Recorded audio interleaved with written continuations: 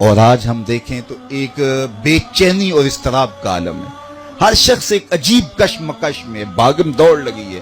اضطراب ہے طبیعتوں کے اندر. اس کی کبھی وجہ بھی تلاش کریں کہ دولت کی فراوانی کے باوجود یہ اضطراب کیوں؟ ہم نے تو کہا تھا کہ ہم اتنے پلاٹ لے لیں گے، اتنی دولت ہو جائے گی، اتنے پیسے آ جائیں گے تو پھر ہم فارغ البال ہو جائیں گے، ہم آسودہ ہو جائیں گے. لیکن جوں کھپتے چلے گئے تو ہمارا سکون لٹتا چلا گیا. صاحب، دولت کے انبار سکون نہیں دیتے، خوبصورت عورت کا پہلو سکون نہیں دیتا، لمبی لمبی گاڑیاں سکون نہیں دیتی. اگر سکون چاہتے ہو تو رب کا ذکر کیا کرو. اس کے ذکر میں لذتیں ہیں، اس کے ذکر میں چاشنی ہے، اس ذکر میں قرار رکھا گیا ہے. تو قرآن مجید کی تلاوت اپنے معمولات زندگی میں شامل کرو. جب آپ قرآن مجید کی تلاوت اپنے معمولات زندگی میں شامل کر لیں گے تو پھر یہ جن، بھوت، جادو، ٹونے یہ کچھ نہیں ہوگا. آج ہر بندہ کسی عامل کے پاس ہر اتوار کو گیا ہوتا ہے کہ مجھے کسی نے تعویذ ڈال دی ہیں. وہ کہتا تو وقت پہ آ گیا، اگر نہ آتا تو سب کچھ لٹ جانا تھا. ظاہر ہے کہ اگر وہ یہ کہہ دے تجھے کچھ نہیں ہے تو مجھے بتائیے کہ اس کا تو کاروبار وہیں ختم ہو گیا. وہ تو بیٹھا اسی لیے ہے. تو آپ اس کے ڈیرے پہ چلے گئے اور پھر آپ کو ہر اتوار چکر کاٹنا پڑتا ہے. اور ذوف الاعتقادی کے اس مرض نے چاٹ کے رکھ دیا ہمارے معاشرے کو. ہر گھر پر جن، بھوت، پریت کا سایہ ہے. ہر ایک کو کسی نے تعویذ ڈالے ہوئے ہیں. ہر ایک شخص کے اوپر جادو، آسیب اور ٹونا ہوا ہے. اللہ اکبر. میں کہتا ہوں تمہارے گھروں کے اندر جادو، آسیب، ٹونا نہیں ہے، قرآن نہ پڑھنے کی وجہ سے بے برکتی ہے. ہمارے گھروں میں قرآن کھلتا تھا، رحمت کے فرشتے آیا کرتے تھے.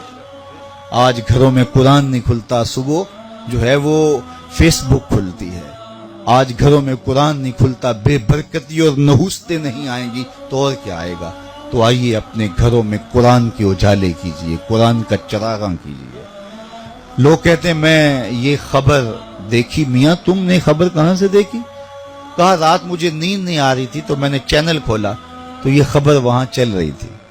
تو میں نے کہا نیند نہیں آ رہی تھی، کاش کہ تو نے قرآن کھولا ہوتا.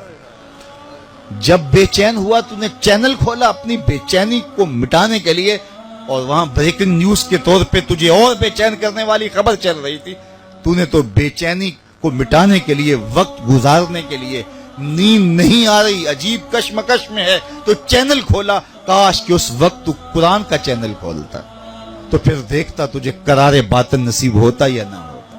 فرمایا راتوں کی تنہائیوں میں اٹھ کے قرآن پڑھا کرو. یہ میرے حضور نے کہا، راتوں کی تنہائیوں میں اٹھ کے قرآن پڑھا کرو. اور پھر فرمایا قرآن پڑھتے ہوئے رویا کرو. پھر ارشاد فرمایا فَإِن لَمْ تَبْكُوا فَتَبَاكُوا.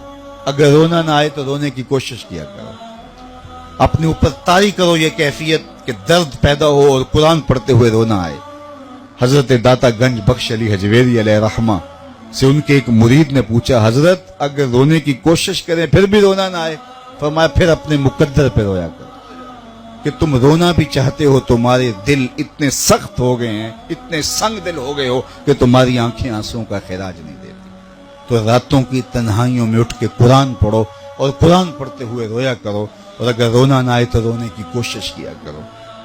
فرمایا اگر تمہارا جی چاہے کہ اپنے رب سے بات کرنی ہے تو قرآن کھول کے بیٹھ جاؤ.